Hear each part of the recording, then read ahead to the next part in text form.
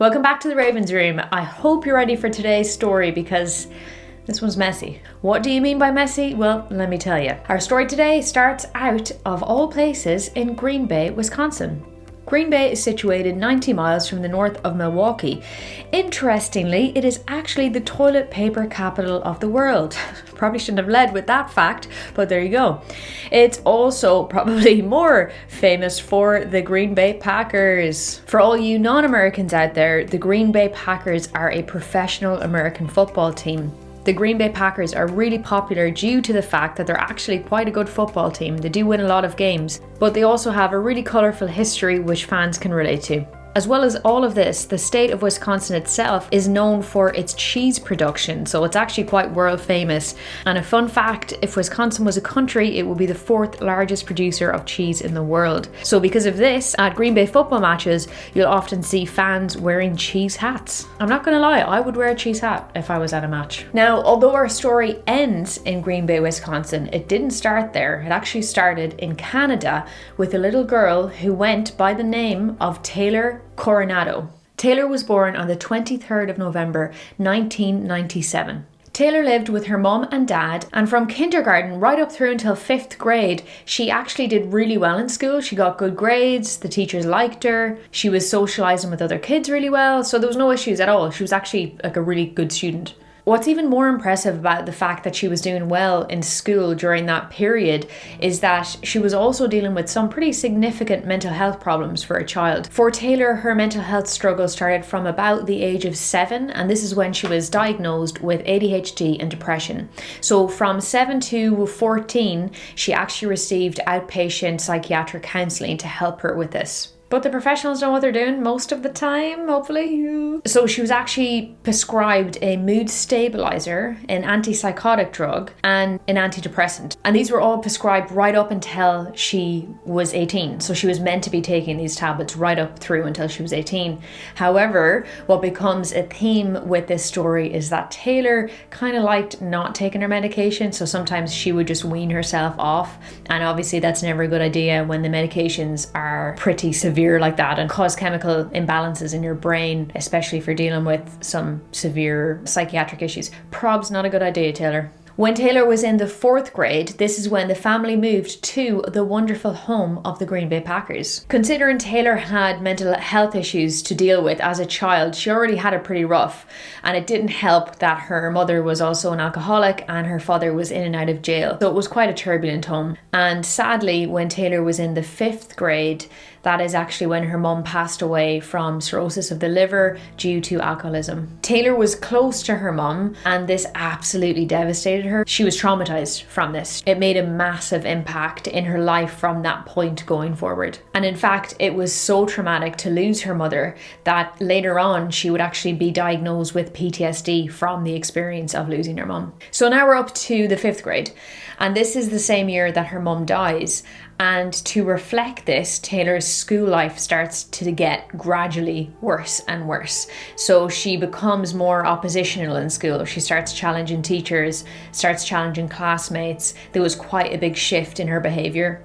She would start to say really mean, like really nasty things to her classmates and also then to teachers. And at one point, a speaker came into the classroom who was a police officer, and she just started absolutely slating him. Like, she was saying really nasty things, saying his presentation was rubbish, basically just saying he was shite all around. Around this time, she also started just leaving class whenever she wanted. And if she did go to class, a lot of the time she'd just fall asleep in class. So she carries on like this, getting progressively worse and worse as the years carry on, until eventually she's in 11th grade. And one day she just bursts into a classroom and just starts beating up one of the kids. And as you can imagine, she then got expelled from school. It was clear at this point that her mental health was deteriorating more and more. And so that actually led to her getting sectioned in a child and adolescent psychiatric unit. So Taylor was still on the cocktail of medications at this point. Who knows if she was taking them as she should? I don't know. She started to have suicidal thoughts, delusions, hallucinations. So something else seemed to be going on, as well as the kind of dramatic change in her behavior across the last couple of years. Something serious was happening to Taylor. It was in this unit that she was now diagnosed with a mood disorder without psychosis, but with some paranoia. Just a little bit of paranoia sprinkled in there. Taylor's dad, Arturo, said that he actually brought her to the psychiatric unit because he was so worried about her. He said that at the time she was just not in the right state of mind, and he thought that she was a threat to herself and to others. He said that he was basically concerned about her all the time. He also said she didn't like taking medications, which again kind of leans into the fact that she was probably on and off taking the prescribed drugs. But he said that when she did take them, in his own words, they messed her up.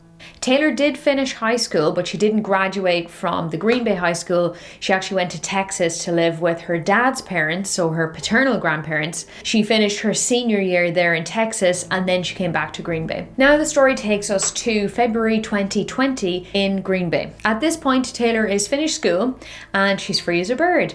And who does she meet? Only Warren Shabu. She meets Warren Shabu in February 2020, and he would go on to become her husband. Taylor and Warren became kind of obsessed with each other initially. They both actually got their names tattooed on their necks. They would, however, create a lot of cringy Facebook statuses every time they had arguments, which kind of seemed to be getting more and more as they started going out longer and longer. I do trust my beautiful wife. I will do anything to protect her. Stay strong, baby boo. I love you. Double cross my loyalty. That's one thing you'll never get back. Let's play. And then I got hitched to show them my commitment. I'm not sure who them is there, but okay. Loyalty and dedication to them. That I was never going to be how I used to be. Then they turn around and fuck on me. There's no way I'll ever go into another relationship. Hashtag can't trust no one. And if the neck tattoos weren't enough, Taylor then actually changed her surname to Schabusiness. So instead of Shabu, she kind of took the business and the Sha and then merged it together. And Warren also did this. So now it was Warren Schabusiness and Taylor Schabusiness. So there you go. And Warren liked this Schabusiness so much that he also changed his surname to Schabusiness. So now we have the Schabusinesses.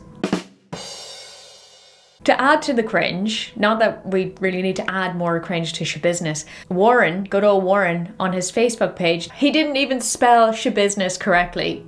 Come on, Warren. Warren and Taylor would also go on to have a child of their own, a little boy.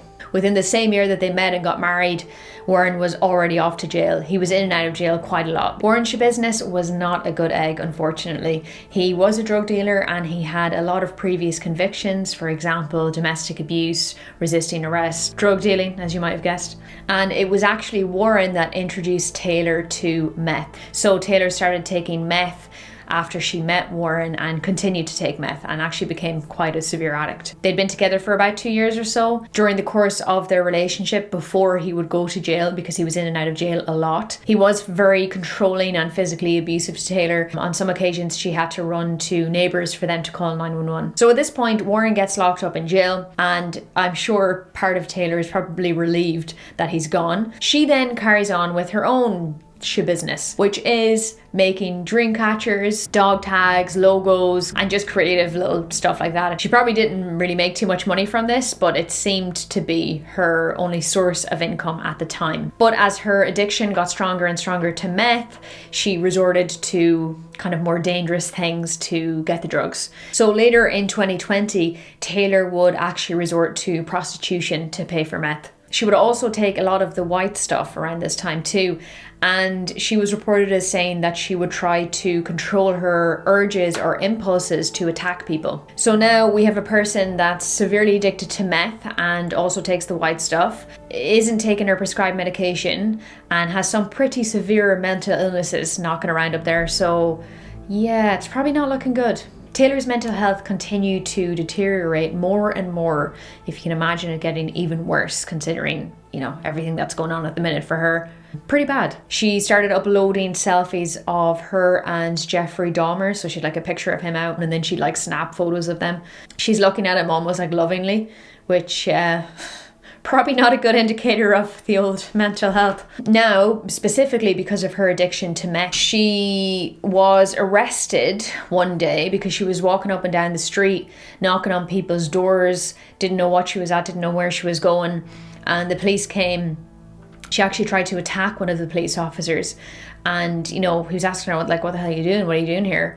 And her response was that she didn't know what planet she was on. She also, quite honestly, told the officers there that she had just shot up. She showed them her arms to prove that. The police officers at the scene actually tried to stop her from walking into oncoming traffic. And that's one of the reasons why she attacked them. So it just goes to show, like, what kind of state she was in. A lot of people in Taylor's life didn't like Warren. Her dad would actually go on to say that when she met Warren, basically her life started to turn to complete shambles. Her mental health wasn't great anyways, but it was significantly better than before she met him. Now we move on to April, May or so in 2021, so the following year. Things kept getting worse, and at this point Taylor had actually tried to end her life a couple of times, so she was sectioned. So she was put into an inpatient unit, and that's actually when she was diagnosed with PTSD that I'd mentioned earlier from her mother. So she'd been suffering with PTSD for quite a while, and I'm sure maybe from some of the domestic abuse from her husband, maybe there was some PTSD from that. So to recap on her diagnoses, she's got PTSD, she's got a mood disorder, which is bipolar, she's got ADHD, and she's got severe depression or clinical depression. She's also racked up quite a few convictions herself for, you know, assaulting an officer, resisting arrest, having drug paraphernalia. So it ain't looking too good for Taylor, and obviously social services, the police, her family, everyone can see that. So it's no surprise that thankfully in that same year her son was removed from her custody, so she lost all custody. And like, yes, thank God. How has that not happened before this? That little fella is safe now, and he's living with his grandparents away from all of this craziness and madness and destruction and drugs and At this point, Taylor probably felt like she had absolutely nothing to live for, so she went full blaze into the meth, and she actually started injecting meth up to 9 times a day. She continued to rack up her criminal convictions, and on January 4th, she was convicted of obstructing a police officer. And for this, she was sentenced to 3 months in jail, but she was given work release privileges, meaning that she could leave jail to go to work. Is it a good idea to let someone who injects meth 9 times a day leave the jail to go to work?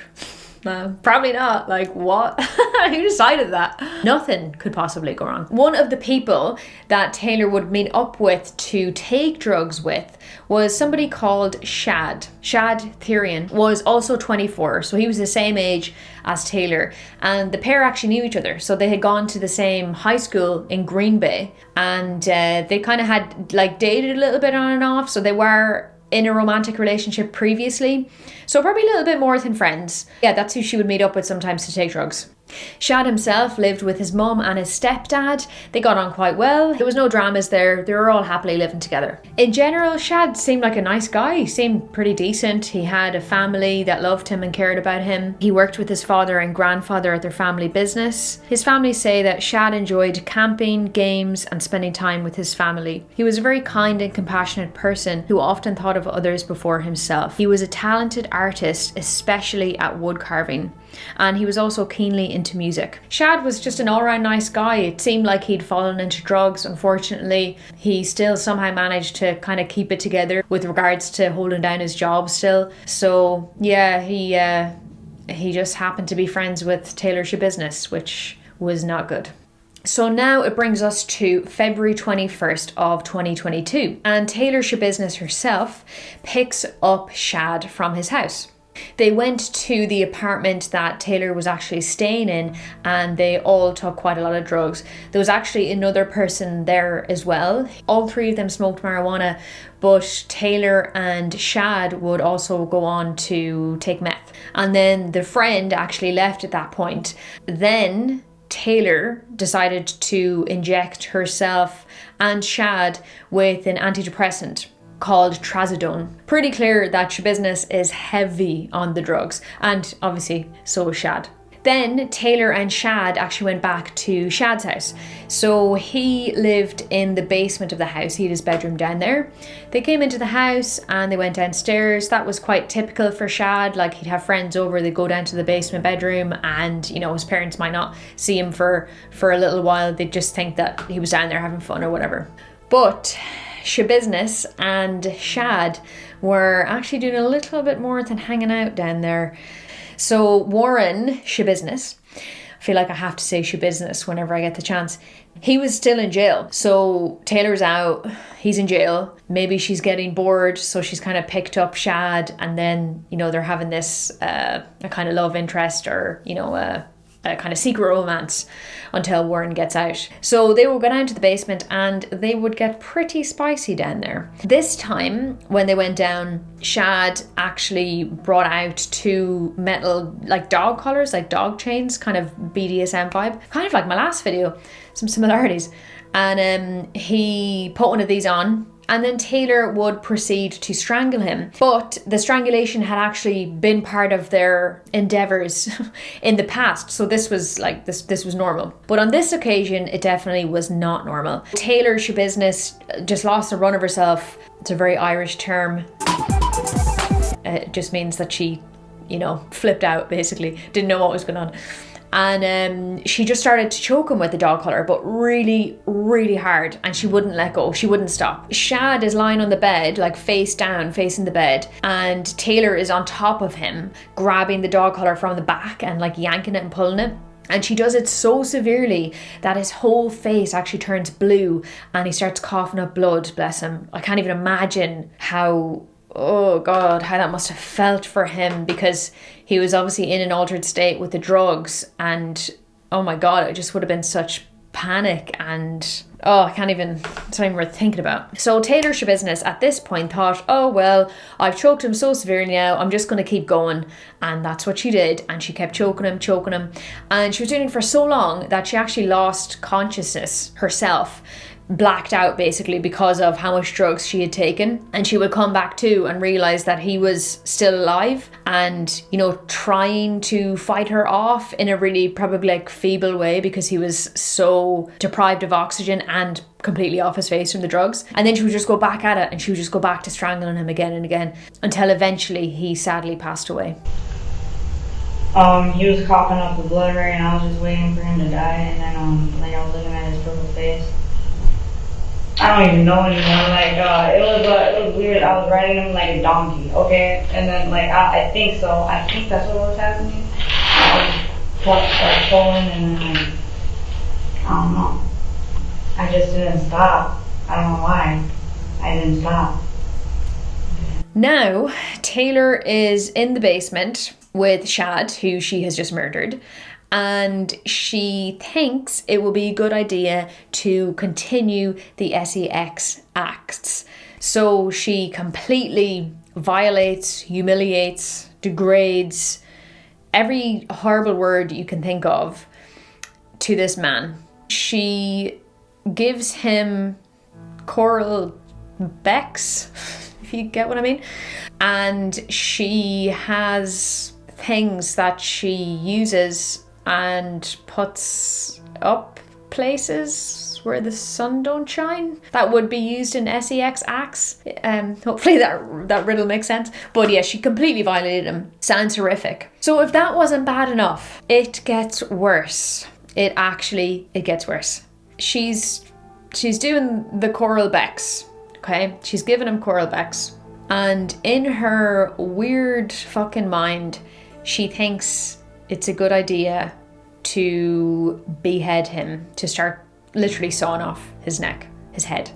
So she positions him off the bed slightly, so his neck is kind of overhanging the bed, and she puts a bucket under it. And as she continues the coral becks, to give him coral becks, she's also sawing his neck. But when did you start, cutting up his body? I don't know, like almost right away. I was sucking and cutting at the same time. And then she carries on doing this for a number of hours after he had passed away. And then she also cuts off his those parts, cuts them off. Not sure why, but then why would she do any of this? And she then thinks, oh, you know, it's probably a good idea to just dismember him now altogether. So she starts cutting off all of his body parts. And the absolute sickening thing is that she would go up and down to the kitchen to get knives. So she was down there in the basement with him for quite a while, like a whole day, basically, a night. And some of the knives that were found, like bread knives and things like that, were actually so blunted from all of the carving that she'd been doing. It was that extreme. How did you dismember his body then? Knives. With what? Knives. Knives? Just more than one knife? Where'd you get those from? Kitchen. So I couldn't find mine and I wasn't sharp enough. You weren't sharp? No. It was alright. Bread knife works good. Bread knife? A bread knife works good, yeah.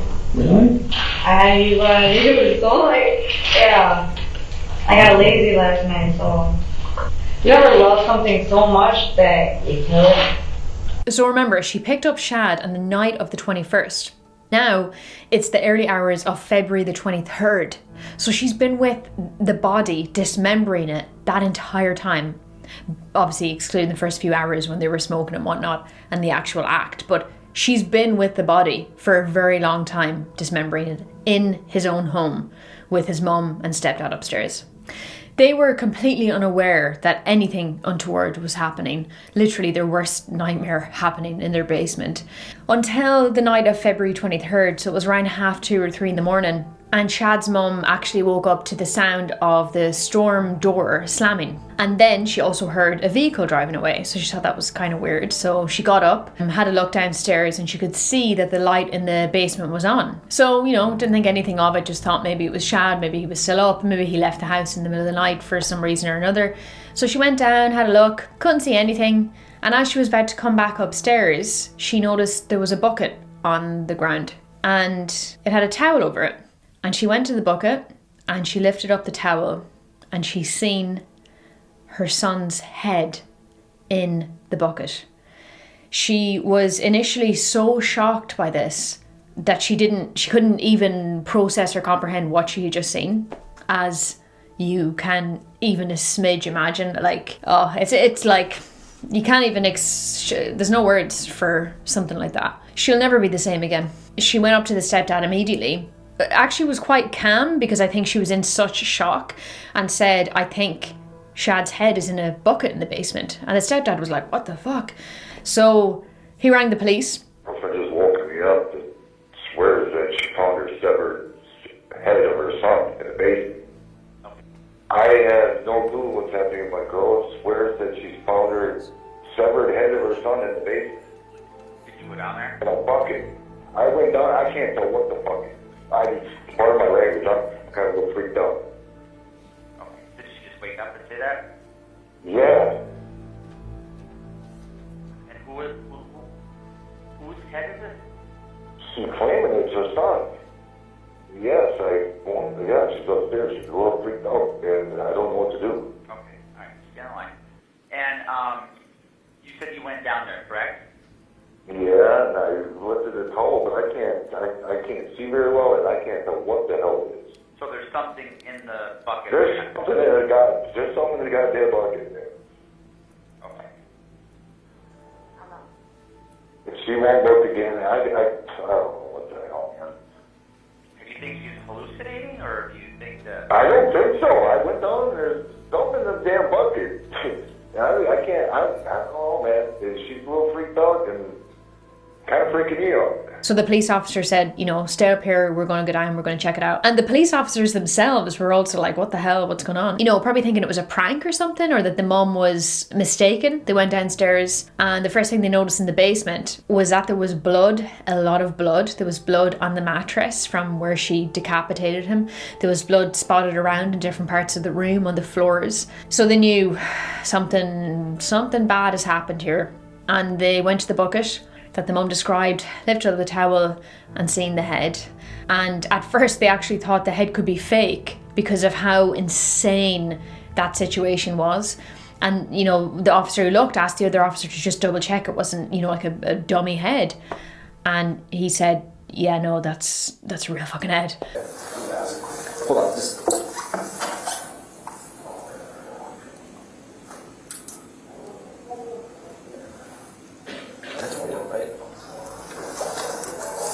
So at that point, the officers asked Shad's mum and stepdad who was he last with, all of that sort of stuff. And they gave the answer that he was last with Taylor Schabusiness. So Taylor Schabusiness is where they went to look. And they found her pretty quickly. She was actually in the apartment that she had started smoking the meth with Shad in. So she was there. And when they went to that apartment, there was actually blood outside the apartment. There was like bloody footprints. There was blood speckled around. There was blood near the car that she drove. It was just a crime scene outside on the street. Is this blood? Does this look like blood to you? Or am I just tripping? Bloody footprint? You see this right here? Could possibly be blood. Footprints on the path. And then Taylor all of a sudden appears at the door, and she herself is covered in blood. She's got blood in her hands, blood in her sweatpants, blood in her jumper. She acts really calm, really chill, almost kind of like, oh, hey guys, yeah, you got me, it's me. Like, she didn't care. Hi, Taylor, how's it going? Officer Russell with the Green Bay Police Department. Just make sure you ain't got nothing on you here. Taylor. Contact with Taylor. Taylor, you have one more for you. You have one more for your wrist. Just put your hands behind your back, please. Anybody else in your apartment? You got blood on your hands here, too. No, on your hands. So now that Taylor's been arrested, the forensic unit have the chance to fully scope out the basement to see, you know, what evidence there is, and they make some pretty grim discoveries. The bucket they found his head in was filled with blood, along with his penis and 2 knives. His torso, heart and lungs were found in a tote bag. Other sections of his body were found in different bags scattered around the basement, and a leg was found in a crock pot of Taylor's in her minivan. Other body parts were found in plastic shopping bags and a cardboard box, and also a plastic storage container. When the police arrested Taylor and interviewed her, the things she said in the interview were so disturbing and just completely deranged, and I don't even have words for it. It seemed that Taylor got lazy midway through her acts and just kind of wasn't bothered anymore. Did you bring anything with you? Yeah, it's in the van. What? It's in the van. It's what is it? I don't know, a foot maybe. The what? I think it's a foot. A foot in the van? A leg maybe. I don't know. I'm like, I'm gonna bring it all, and then I'm like, man, this is messy. So then I just left it. I got lazy. Okay. I got lazy, and that's what I did. So I'm like. She actually said statements like, oh damn, I can't believe I forgot the head, as if it was, you know, a jacket or something. Damn, the head. Yeah, I can't believe I left the head.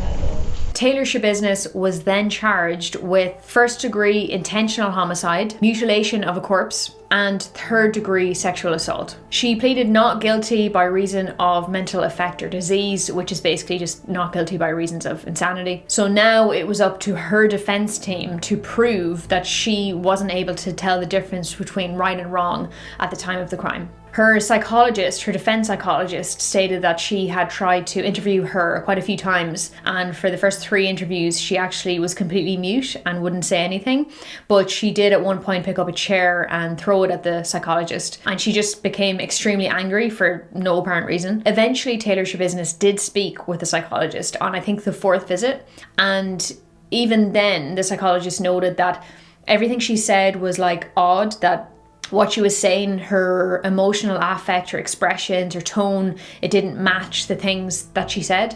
And this wasn't noticed by just the psychologist, like prison staff noticed this and other professionals. The psychologist also noted that it seemed that Schabusiness had gaps in her memory, which can be indicative of someone suffering a psychosis or a bipolar person in a manic state, which we know that Taylor did have, as well as the extensive history of mental illness. The psychologist also believed, based on Taylor telling her this, that she would see and hear a train coming towards her, and the train would kill Johnny Cash, the singer, which is really random. And she also believed that Taylor could hear people screaming all the time. The psychologist concluded that Taylor was suffering from some sort of psychosis at the time of the murder, so she wouldn't have been able to tell right from wrong. But that's a defense psychologist, so that's obviously her job. I think the expert witnesses are a bit of a joke, because you can just hire any of them, it seems, and they'll just go along with whatever they need the story to be in defense or prosecution. It seems a bit daft, but... And interestingly, from the prosecutor's side, some of the professionals thought that she was feigning or like faking some of her symptoms, but again, that's their job. I guess you have to take into consideration she did have a really lengthy history of mental illness, so it isn't that much of a stretch to think that maybe she was suffering from some sort of psychotic episode or not within her right mind, whatever that might be, considering she was, you know, off her face on meth at the time. So Taylor Schabusiness also took the drama up a notch during the trial, because her lawyer, ironically named Mr. Jolly and Schabusiness. That sounds like some mad, you know, like children's 80s TV show. She attacked Mr. Jolly. So Mr. Jolly was asking the judge for more time for an expert to look into the case, and not sure what Taylor got upset about there, but she lay into poor Mr. Jolly.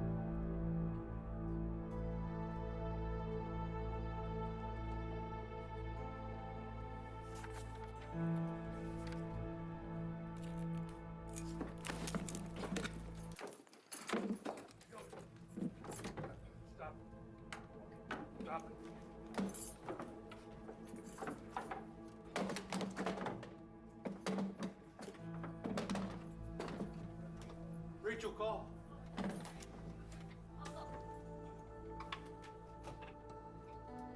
Is it bringing 7 in? Yeah, let's just go to 7. Billy, can you walk? And as you can imagine, Mr. Jolly then removed himself from the case. Wouldn't you just be absolutely sickened if you're Mr. Jolly? Like, you're here defending this person who's done this horrific crime, like a scum of the earth kind of crime, and you're literally the only person in the world that is in that moment defending her, and then she attacks you. Like, oh man, that would be a rough day at the office. Her behaviour in court as the trial went on just got weirder and weirder, to be honest. She laughed when the judge was discussing whether or not the jury should see the picture of Shad's head in the bucket, as it would be quite traumatic. She looked at the camera like a lot, and she was smirking and doing kind of weird eyebrow lifts, and in a kind of weird, like, I don't know, almost like a sexual way. It was really weird. The jury deliberated for 1 hour, just 1 hour, and they found that good old Taylor Schabusiness was guilty on all 3 charges. And this certainly wiped the smirk off her face. The first verdict reads as follows. We, the jury, find the defendant, Taylor Denise Schabusiness, guilty of first-degree intentional homicide as charged in count 1 of the information. Second verdict reads as follows. We, the jury, find the defendant, Taylor Denise Schabusiness, guilty of mutilating a corpse as charged in count 2 of the information. The next verdict reads, we, the jury, find the defendant, Taylor Denise Schabusiness, guilty of third-degree sexual assault as charged in count 3 of the information. A jury of 8 women and 4 men rejected Schabusiness's plea of insanity. The jurors all reached this unanimously, and during the ruling, the judge read, at the time the crimes were committed, did she have a mental disease or defect? The answer is hell no. Well, he didn't say the hell, but he said the answer is no. Schabusiness will be sentenced this September, and she is more than likely looking at life without parole, which is exactly what she deserves. A cousin of Shad had actually started a GoFundMe to help the family fund his funeral expenses, and that is it. A bit of a mad one, and yeah, I've read some pretty mad stories, but this one it's up there. It's definitely up there. If you have any suggestions for other cases that you want me to cover, pop it in the comments below. That would be swell. Thanks for watching, and I'll see you in the next one.